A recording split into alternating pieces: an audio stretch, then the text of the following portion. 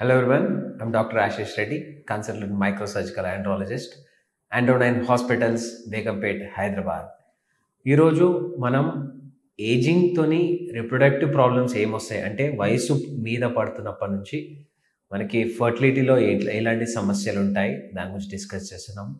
మొదటిగా sperm health అనేది అంటే ఒక స్పర్మ్ న్యాచురల్గా పిల్లలు అవ్వడానికి ఒక 36 to 38 years క్రాస్ అయిన తర్వాత మెల్లిగా స్పర్మ్ కౌంట్లో కానీ స్పర్మ్ మూమెంట్లో కానీ లేకపోతే స్పర్మ్ మార్ఫాలజీలో కానీ చాలా తేడాలు కనిపిస్తుంటాయి.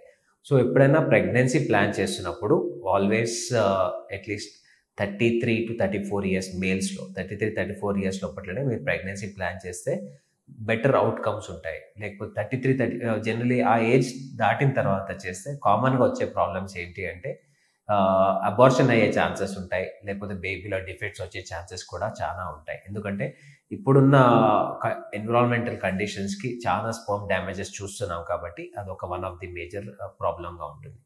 సో ఇలా నార్మల్గా స్పర్మ్ కౌంట్ ఎలా ఉంటుంది జనరలీ ఒక యంగ్స్టర్స్లో అంటే ఒక 20 to 35 years లోపట్ల స్పర్మ్ కౌంట్ అనేది జనరలీ 16 million to 100 million వరకు కూడా ఉంటుంది. అదే ఏజ్ అవుతున్న కొద్దీ స్పర్మ్ కౌంట్ అనేది చిన్నగా తగ్గుకుంటూ వస్తుంది. ఎందుకంటే బేసిక్లీ మన బాడీలో ఉన్న హార్మోన్స్ కరెక్ట్గా రెగ్యులేట్ కావు కాబట్టి. ఎందుకంటే 38 years క్రాస్ అయిన తర్వాత every year 1% of testosterone loss ఉంటుంది బాడీలో కాబట్టి స్పర్మ్ ప్రొడక్షన్ తగ్గిపోయే ఛాన్సెస్ చాలా ఎక్కువగా ఉంటాయి. సో ఎవరైనా ప్రెగ్నెన్సీ ప్లాన్ చేస్తుంటే బెటర్ ఆల్వేస్ 33 to 35, మ్యాక్సిమం 35 కంటే ఎక్కువ బెటర్ అవాయిడ్ చేయడం బెటర్. అంటే న్యాచురల్గా కన్సీవ్ అయ్యే ఛాన్సెస్ ఉంటాయి, కానీ you might need some help from any doctor. 35 years వరకు న్యాచురల్గా కన్సీవ్ కావడానికి ఎటువంటి ఇష్యూస్ ఉండవు. సో సింపుల్గా న్యాచురల్గా మీ స్పర్మ్ కౌంట్స్ని బూస్ట్ చేసుకోవాలంటే ఆల్వేస్ ఈట్ హెల్దీ అంటే ఏదో డిఫరెంట్ ఫుడ్స్ తినాల్సిన అవసరం లేదు. నార్మల్గా మీ బాడీలో యాంటీ ఆక్సిడెంట్స్ ఇంప్రూవ్ చేయడానికి అంటే ఇప్పుడు ఫ్రీ రాడికల్స్ ఉన్నప్పుడు దాన్ని కౌంటర్ చేయడానికి మనము యాంటీ ఆక్సిడెంట్స్ ఫుడ్స్ తీసుకోమంటాం.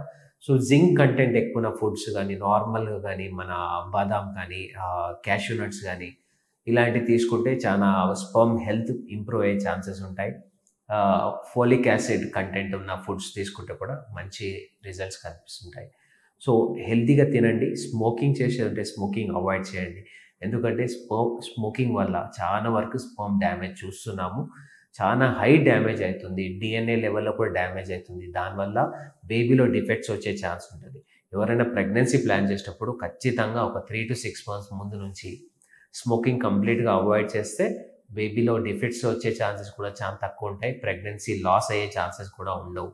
So avoid smoking. Generally alcohol వల్ల కూడా తగ్గుతుంది అంటారు, కానీ జనరలీ రెగ్యులర్గా తీసుకోకుండా వీక్లీ వన్స్ లేకపోతే 15 days వన్స్ తీసుకుంటే పెద్దగా ఇష్యూస్ ఏమి ఉండవు స్పర్మ్ మీద. కొన్నిసార్లు ఎక్కువ తీసుకుంటే ఎక్కువ ఎరెక్షన్ ప్రాబ్లమ్స్ వస్తాయి తప్ప ఈ ప్రెగ్నెన్సీలో ఎఫెక్ట్ అయ్యే ఛాన్సెస్ తక్కువ ఉంటాయి. సో ఏజ్ రిలేటెడ్గా మోస్ట్ ఇంపార్టెంట్ ఏంటంటే హెల్తీగా డైట్ తీసుకోండి, మంచి బెటర్ స్లీప్. ఎందుకంటే స్లీప్ నార్మల్గా ఉంటేనే మీ బాడీలో హార్మోన్స్ అనేది రెగ్యులర్గా ఉంటాయి. అండ్ స్ట్రెస్ తగ్గించుకోండి. స్ట్రెస్ తక్కువ ఉంటే ఆటోమేటిక్గా స్పర్మ్ మొటిలిటీలో మార్ఫాలజీలో కూడా ఇంప్రూవ్మెంట్స్ చూస్తుంటాం. సో ప్లాన్ ఎర్లీ ప్రెగ్నెన్సీస్ చాలా బెటర్ అండి. ఇంతకుముందు జనరేషన్ లాగా early pregnancies are always good. అలా ప్లాన్ చేయండి, డెఫినెట్లీ సక్సెస్ అవుతారు. ఫర్దర్గా మీకు ఏమైనా హెల్ప్ కావాలన్నా, ఫర్దర్గా మీకు ఏమైనా డౌట్స్ ఉన్నా కానీ కింద కామెంట్స్లో తెలియజేయండి, లేకపోతే వచ్చి నన్ను కలవండి. Thank you.